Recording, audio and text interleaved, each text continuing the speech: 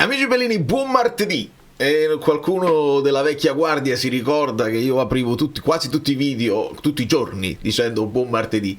E il martedì è diventato il giorno di OpenVAR, una trasmissione, insomma, io non capisco a cosa serve, perché poi non ci toglie dubbi, ce ne aggiunge altri, quindi al massimo genera nuova confusione. Però è anche il giorno in cui si è rivisto Anghissà negli allenamenti, si parla di De Bruyne, quindi cerchiamo in copertina, penso di aver messo tutto insieme. Cominciamo.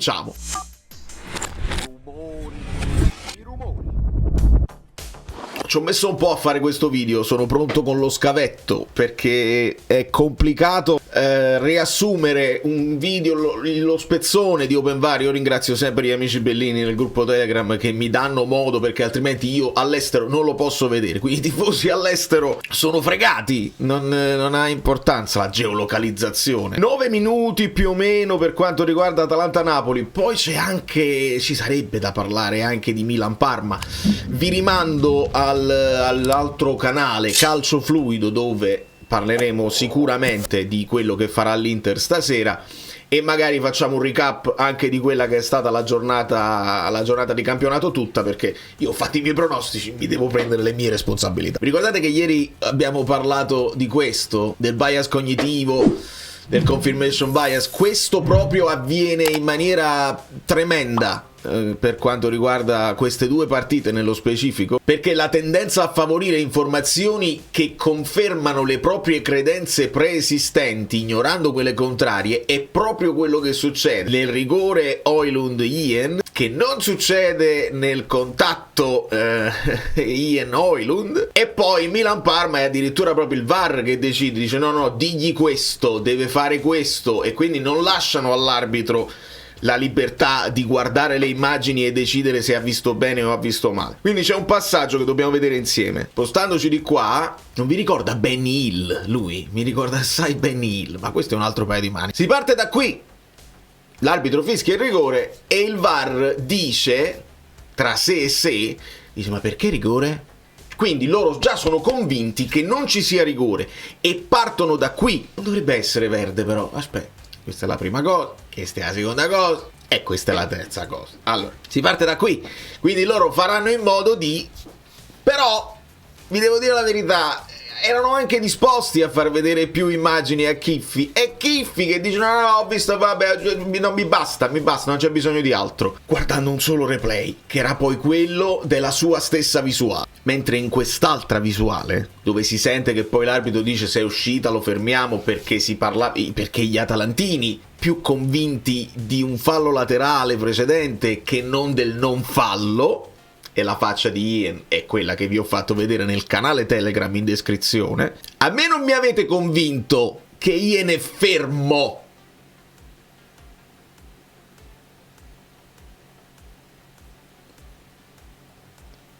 A me non sembra fermo. E c'è anche un'altra immagine, anche questa avrebbe potuto aiutare, perché si vede il passo e la puntina e poi un altro passo dove si dice non pianta proprio niente a terra. Però da questa immagine qua, vedete il 1970, vedete la scritta FRA, verissimo, dopo pochi millesimi di secondi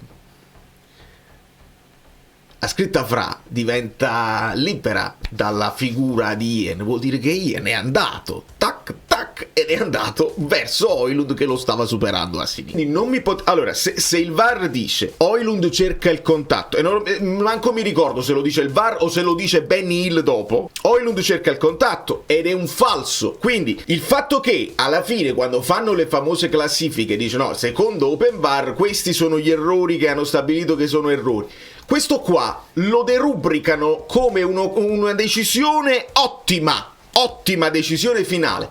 A me non avete convinto, quindi io resto della mia opinione su questo episodio. Poi fate le classifiche e questo episodio sparisce, perché anzi lo utilizzano tutti gli altri che lo devono utilizzare per dire che è Højlund che cerca il contatto, quindi un'altra fregatura. E anche Højlund che passerà come Vergara come quello scorretto che cerca il contatto. Non lo posso accettare. Però il peggio avviene qua.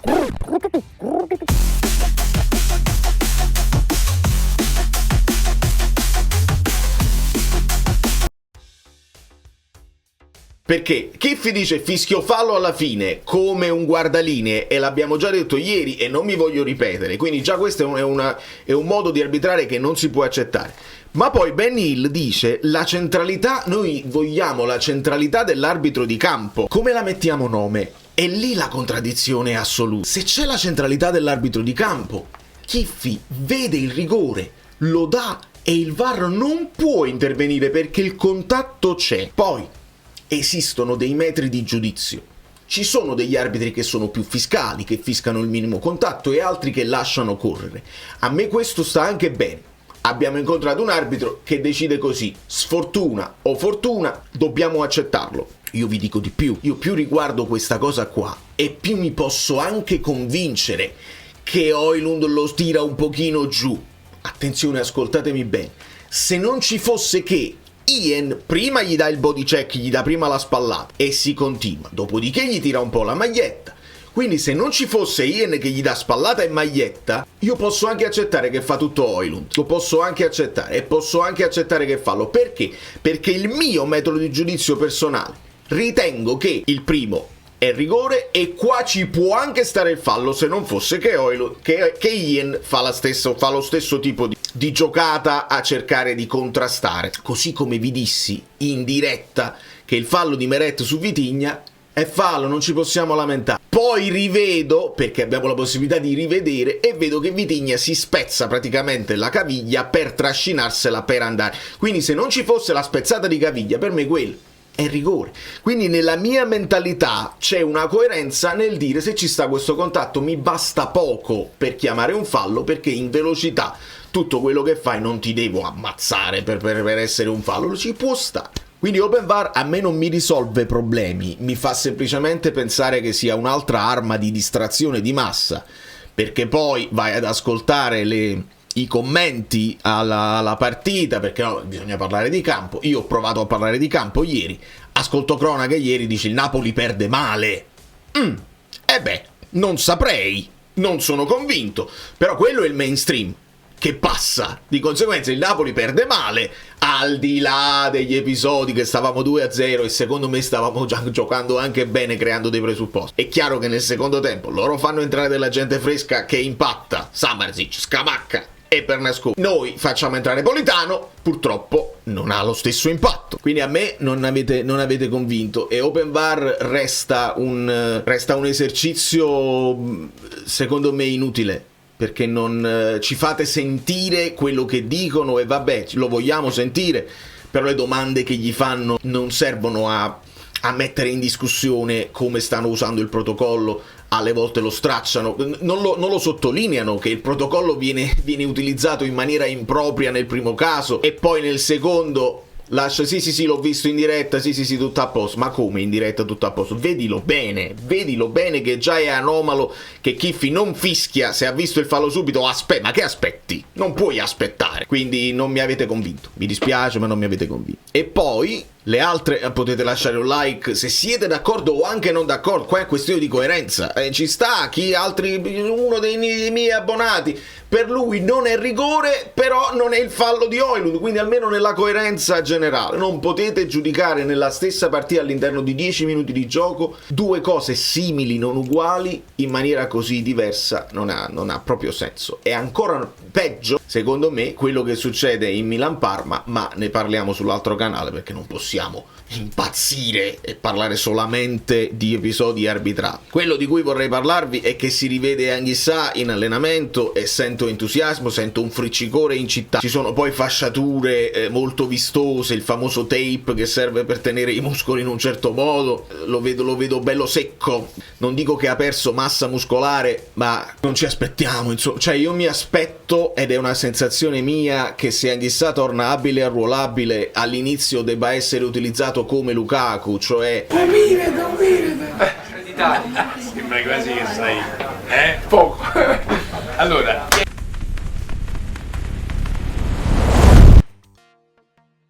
riprendere confidenza col campo pochi minuti alla volta. Io non credo che ci possiamo aspettare l'Anghissà dominante che da solo regge il centrocampo. Sarebbe un miracolo, una cosa bellissima che non vediamo l'ora. Anzi, sembra quasi, da quello che filtra, insomma, da quello che dicono, poi ci dobbiamo fidare o meno che De Bruyne è tornato in un certo modo, che sembra che stia meglio di quello che si potessero aspettare. E allora preghiamo il Dio che nel finale di campionato possiamo rivedere spezzoni di un Napoli che poteva essere veramente molto forte, senza un Napoli con Di Lorenzo pronto e abile, con un Buongiorno che non cadesse da solo insieme a Rachmani, con a sinistra ti puoi giocare Spinazzola o anche Gutierrez che sta facendo bene, sta crescendo, a centrocampo con De Bruyne, con Anguissa, con McTominay invece è sparito, anche lui non si saprà mai cosa succede, non si fidano più né dei medici né dei preparatori, secondo me non c'è fiducia nemmeno da parte più dei giocatori, hanno paura che finiscono sotto ai ferri e buonanotte. Immaginate questo, poi immaginate Vergara che si può alternare con Neres davanti Alisson che sembra un peperino insieme a Højlund eccetera. Secondo me poteva essere una stagione molto diversa da quella che stiamo vedendo, e anche delle decisioni arbitrali inaccettabili magari avremmo potuto avere la forza di passarci su, e con grande determinazione che sto comunque vedendo, to overcome certe decisioni. Overcome non è la refcam, significa superare certe decisioni con una forza in campo, cosa che abbiamo fatto in passato e che avremmo probabilmente potuto fare anche quest'anno. Non voglio far passare troppo tempo perché altrimenti non hanno più senso. Fa le parate che deve fare, secondo me sui gol è incolpevolette, perché indovinano un terzo tempo Pasalic e la torsione di Samajic incredibile. Savic 6+, ovvero 8. Mi sembra in crescita anche lui, insomma può ancora crescere secondo me in fase di impostazione, nell'attenzione sulla marcatura, però vediamo di non bocciarlo perché comunque abbiamo speso tantissimo, quindi aspettiamo che possa ancora crescere. Beukema 7-, quindi 8, ancora un'ammonizione. Ancora non ho capito il perché. Insisto sul mio consiglio, dategli la fascia di capitano di modo che possa parlare con l'arbitro liberamente, e non diamo alibi agli arbitri che poi permalosi prendono e ammoniscono a ogni piede spinto finché è rimasto in campo. L'Atalanta in attacco l'abbiamo contenuta. Juan Jesus 6,5, quindi 8. Problemi di postura, un po' di indecisione, si vede nel primissimo minuto che inciampa, poi dopo sparacchia un pallone fuori senza proprio pensarci, perché mi sembra ancora un po' incerto, però le possibilità tecniche e fisiche ce le ha, deve giocare, non lo puoi gestire perché poi quelli ci sono rimasti. Buongiorno 6,5, quindi 8. Dai che sto ragazzo mi sembra che stia facendo il suo percorso. Rimandandovi alle parole di Conte, dobbiamo avere pazienza con i nuovi, e lui ha tecnica, sa toccare il pallone, il calcio di punizione che porta al gol di Beukema proprio ben calibrato. Gutierrez 7, quindi 8. Io spero che Gilmour torni presto abile e arruolabile anche dal primo minuto, perché secondo me anche Lobo ha bisogno di un momento di riposo. Io vi faccio notare che anche lui, quando c'è la possibilità, fa passaggi di prima anche in verticale. Lobotka 6+, quindi 8. Alcune giocate si perdono perché poi non finiscono negli highlights e altre non si vedono perché è tutto il lavoro sporco che deve fare, posizionamento,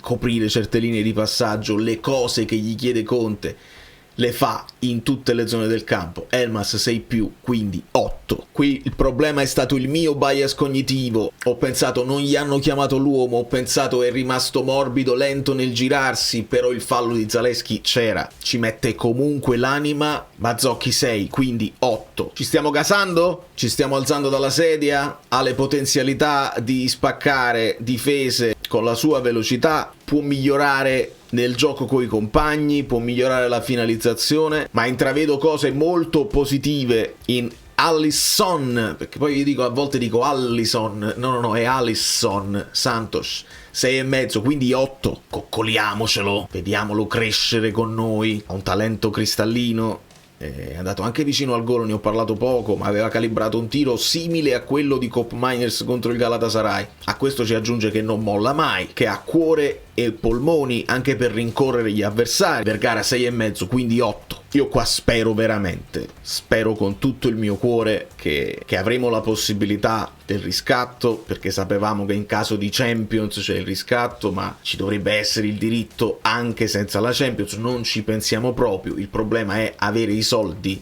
del fatturato rispetto a quelle che sono le tue spese, altrimenti se ti bloccano un altro mercato diventa complicata. Che è successo, Nicola? Ah, ecco. Domani parlerà Matteo. Va bene, avete avuto uno sneak peek di quello che succede nel gruppo vedi, ci sono i vari, parliamo anche di Sanremo, facciamo il Fanta Sanremo, il topic piccionaia, le altre squadre, gli altri sport, arte, il mantra scarso, insomma lo stanno maltrattando e mi dispiace tantissimo, coccoliamocelo.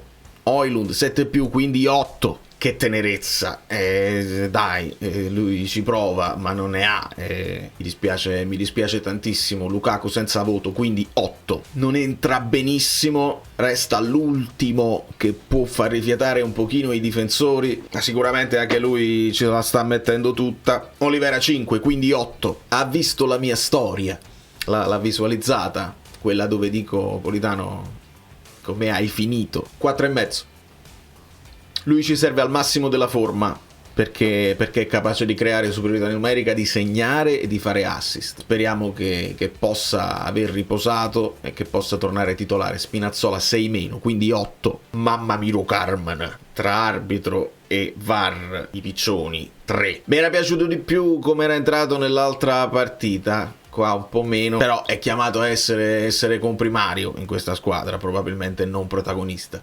Giovane 5,5, quindi 8. Non mi piace il silenzio, ma lo capisco, perché ogni volta hanno twistato le sue parole per attaccarlo. Vorrei vederlo, vorrei capire se ha ancora forza di continuare, se sta pensando anche all'anno prossimo oppure no, ma resto convinto che in un'annata del genere, al di là delle responsabilità che può avere anche lui, senza di lui avremmo rischiato una brutta stagione. Conte 6, quindi 8. E vi bacio e vi saluto e vi chiedo un like e anche di iscrivervi al canale se non siete iscritti al canale. Vado a prepararmi per la Champions, perché poi ci spostiamo sul calcio fluido per parlare di quelle cose là e per rendervi conto dei miei pronostici, perché uno l'ho preso, l'altro non l'ho preso, un altro l'ho preso, l'altro non l'ho preso, uno l'ho preso, quest'altro l'ho preso, quell'altro l'ho preso proprio per bene e quindi non le ho indovinate tutte, però qualche ragionamento era corretto. Da New York, Valerio Fluido è tutto, vi abbraccio e vi bacio,